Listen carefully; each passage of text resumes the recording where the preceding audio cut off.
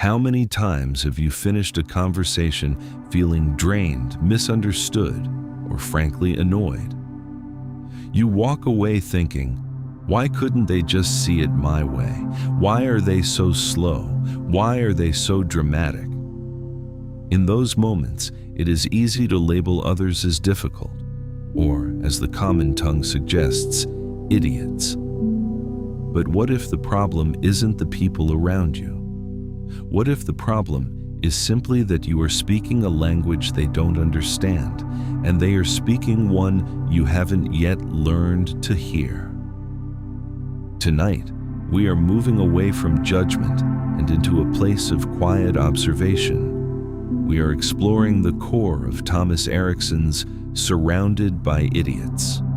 This is not a book about how to win arguments or how to categorize people to manipulate them. It is a guide to grace.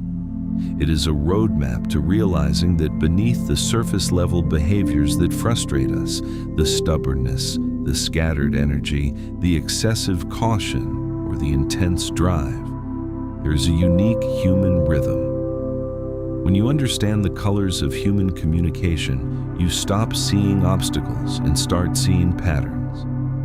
You stop feeling the need to fix or convert the people around you to match your own internal pace. You gain the ability to breathe through the friction, knowing that their way of being is not a personal attack on your sanity, but a reflection of their own unique wiring. As we prepare to drift into rest, let's release the judgment you have carried today. Let's look at the world with a softer, more curious lens, letting go of the need to be right and allowing ourselves the comfort of simply understanding. We live in a world that feels increasingly noisy. When we interact with someone who doesn't share our communication style, our nervous system often interprets that difference as a threat. If you are a person of action, someone who moves quickly and values efficiency, a person who pauses to consider every detail can feel like a roadblock. Your heart rate rises, your breath shallows, and you begin to construct a narrative in your mind. They are lazy. They are incompetent. They are intentionally trying to slow me down. This is the cycle of frustration. We project our own values onto others and then hold them accountable for failing to live up to a standard they never agreed to in the first place. This causes us to live in a state of constant, low-grade irritation. We spend our days trying to force square pegs into round holes, exhausting ourselves by attempting to correct others' behaviors. We try to make the shy person speak up, or the bold person quiet down, or the analytical person act on impulse. But consider the emotional tax of this endeavor. When you try to control the communication styles of everyone around you, you are engaging in a battle you cannot win. You become a prisoner of their behavior. If they are slow, you are anxious. If they are loud, you are overwhelmed. You are handing the keys to your internal peace over to the very people you are judging. This makes you the one who is suffering, while the other person, completely unaware of your internal standard, continues to move in their own natural way. The frustration we feel toward others is usually a sign that we have forgotten our own boundaries. We have forgotten that we can only control our own output, our own intent, and our own reactions. When we view the world through a lens of idiocy, we are effectively blinding ourselves to the humanity of the person sitting across from us. We lose the ability to connect, to empathize, and to find common ground. Instead, we retreat into our own isolated perspective, convinced that we are surrounded by incompetence, while in reality, we're just surrounded by difference. The weight of this judgment is heavy. It keeps us awake at night, replaying conversations, thinking about what we should have said to set them straight. It keeps our muscles tense and our minds racing. But tonight, we will begin to set that weight down. We will learn to see the colors behind the behavior, allowing ourselves the space to move through our relationships with curiosity rather than contempt.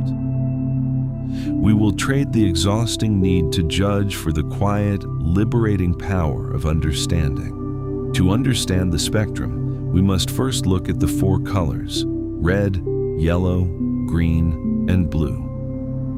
Imagine these as the four primary notes of a song. No single note is better than the other, and a beautiful melody requires them all.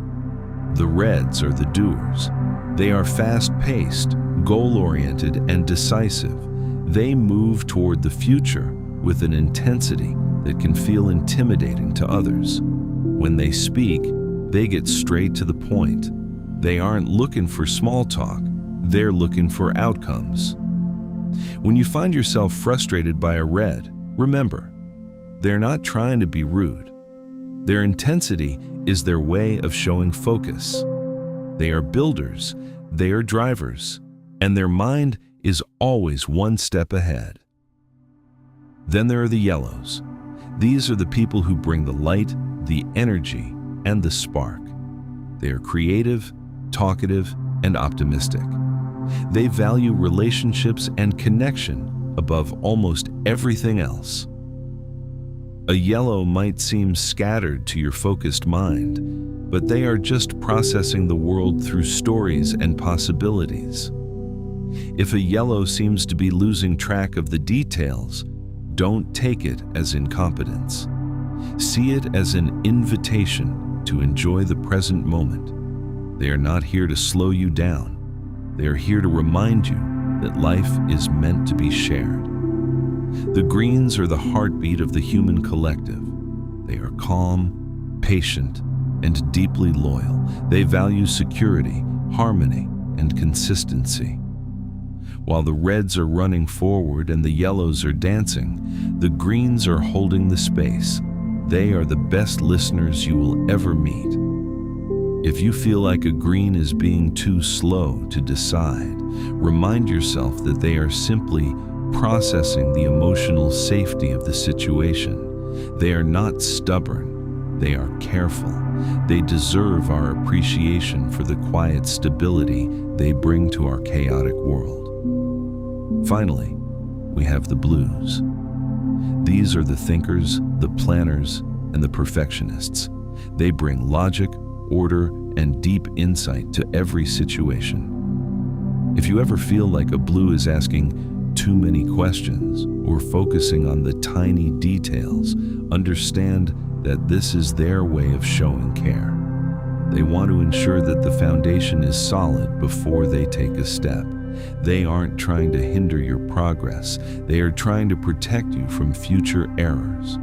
Their minds are map makers, creating the blueprints that keep us all safe and informed. The realization: when you see these colors, you stop being surrounded by idiots and start being surrounded by a team. The red provides the drive, the yellow provides the inspiration, the green provides the stability, and the blue provides the wisdom.